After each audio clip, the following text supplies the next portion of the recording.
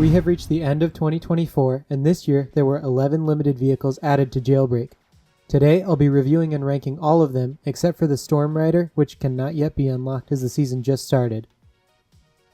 In 10th place is the Striker. It was the Season 20 grand prize, and it has some very unique looks, with a protruding fuel tank, a souvenir stop sign, an extra wheel, and a usable minigun, but it cannot keep up with other vehicles.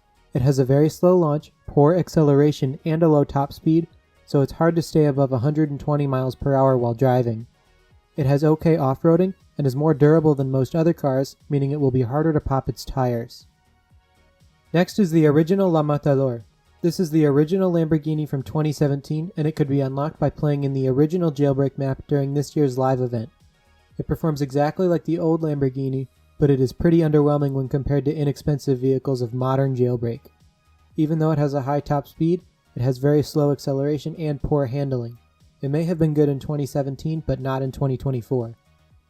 In 8th place is the original Monster. It was the Season 21 grand prize, and like the original La Matador, this is the same monster truck that was added in 2017. It's pretty fast and has decent acceleration, but its bounciness and its slow launch make it very difficult to drive, even in off-road terrains it was designed for. Next up is the Maverick. It was the Season 22 grand prize, and it's based on a Dodge Charger that has been converted into a truck, which I think really embodied the United States theme of Season 22. It is a truck, which leads to it having great off-roading, but other than that it's very mediocre. It struggles to outrun many inexpensive vehicles like the XRK or the Desert Crawler, which have a higher top speed and faster acceleration.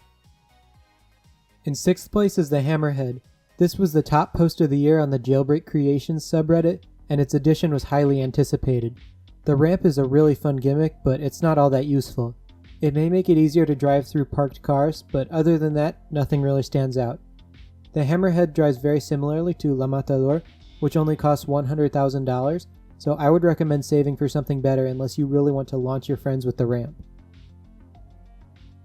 Starting off the top half, we have the Venom. It was added in June, and it's the legendary reward for the police safe, meaning you can get it for $75,000 or it could cost you millions. As soon as you drive it, the feature that stands out is the handling.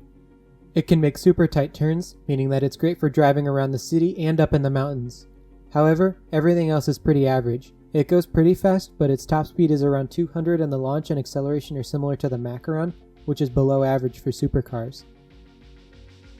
In 4th place is the Scorpion. This was by far the craziest vehicle added in 2024. It does not have an outstanding launch when compared to most hypercars, but once you hit 140 miles per hour, the rocket boosters engage and the acceleration is ridiculous. The Scorpion boasts a top speed of over 400 miles per hour, making it by far the fastest land vehicle. However, when the Scorpion's boosters kick in, the camera shakes a lot, and this, along with its poor handling, makes the Scorpion very hard to drive. The Wedge takes the bronze medal, because it has pop-up headlights. How awesome is that?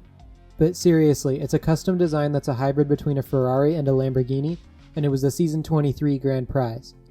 It's a fairly well-rounded vehicle, having above-average acceleration, launch, and top speed. It's a lot of fun to drive, so I would recommend trading for it while its value is still relatively low if you don't already have it.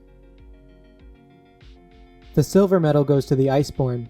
Added only a few days ago, you still have a few hours to buy it as of the creation of this video. It has an awesome engine sound and some cool effects at high speeds. It costs $675,000 and it performs slightly better than the Wedge.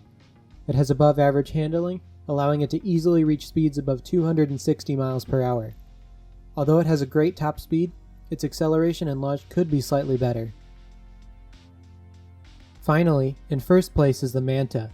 Even though it has average handling and a top speed around 230 miles per hour, it has an incredible launch and some of the best acceleration.